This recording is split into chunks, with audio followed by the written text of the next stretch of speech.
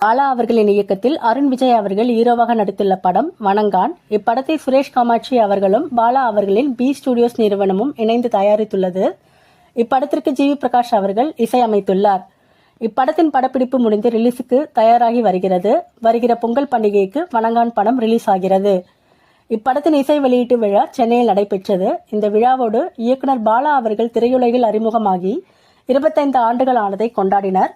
இதனால் இந்த விழாவுக்கு கோலிவுட் பிரபலங்கள் பலர் சிறப்பு விருந்தினராக வருகை தந்திருந்தனர். சிவகார்த்திகேயன் அவர்கள், சூர்யா அவர்கள், மாரி செல்வராஜ் அவர்கள், நிதிலன் அவர்கள், இயக்குனர் மிஷ்கின் அவர்கள், மணிரத்னம் அவர்கள் என மிகப்பெரிய நட்சத்திர பட்டாளமே வணங்கான் பட இசை வெளியீட்டு விழாவுக்கு கலந்து கொண்டது.